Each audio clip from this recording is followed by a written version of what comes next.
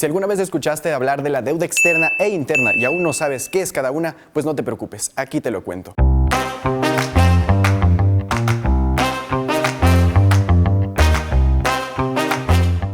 La deuda interna es cualquier monto que el Estado debe pagar a empresas o personas del propio país, mientras que la deuda externa corresponde a cualquier monto que debe cancelarse a organismos internacionales, es decir, organizaciones multilaterales que otorgan préstamos y créditos a países. Todo esto funciona a través de bonos y cupones, instrumentos financieros que, de acuerdo a la estabilidad socioeconómica y sociopolítica de cada país, adquieren o pierden valor en el mercado internacional. En nuestro país, en Ecuador, tenemos una larga historia con ambos tipos de deudas. Aquí, un pequeño resumen.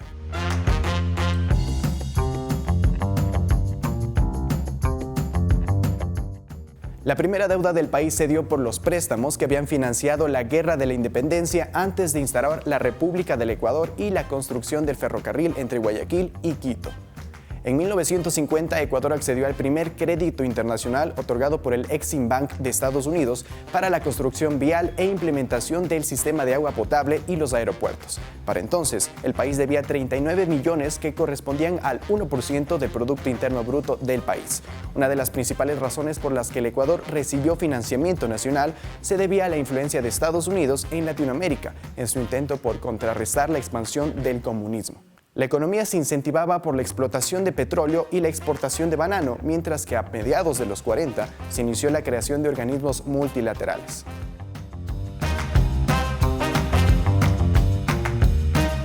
Los organismos multilaterales buscan promover el desarrollo en un aspecto socioeconómico de los países que son miembros.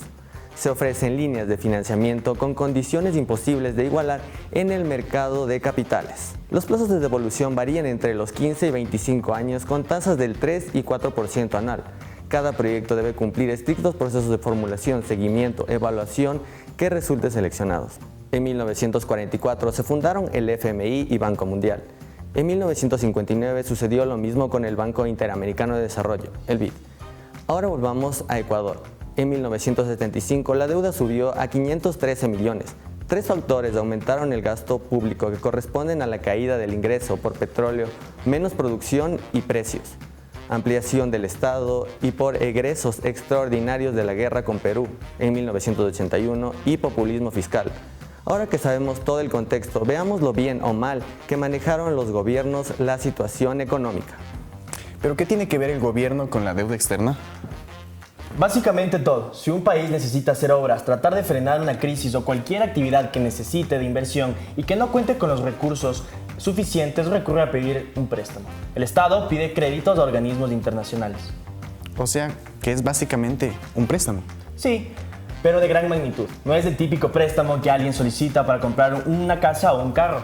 Son préstamos de centenares de millones de dólares, que solo un país se puede hacer cargo. Se negocia el interés y se puede cancelar de manera anual. ¿Es decir que la deuda externa es algo malo? Sí y no. Para que un país se pueda desarrollar y, como se explicó, no tiene los recursos necesarios, se endeuda y de a poco se desarrolla. El problema se da cuando existe una mala negociación o cuando se administran mal los recursos y la deuda no se liquida, sino que se refinancia con el capital. Ecuador adquirió un importante endeudamiento desde la década de los 70s y los 80s. Durante esa época, Ecuador se desarrolló considerablemente. Sin embargo, la mala administración y la crisis económica y política han agravado el pago de la deuda. Un ejemplo es la deuda con China. En 2016, en el mandato de Rafael Correa, el país asiático desembolsó 2.000 millones de dólares y con eso llegó a su pico máximo. Y aparte del interés, los préstamos se han negociado con la producción de crudo. Es por eso que el actual presidente Guillermo Lasso dijo que se debe renegociar la deuda. En conclusión, el rol del Estado es fundamental en todo lo que envuelve a la deuda externa, ya que será su administración lo que canalizará, para bien o para mal, el endeudamiento.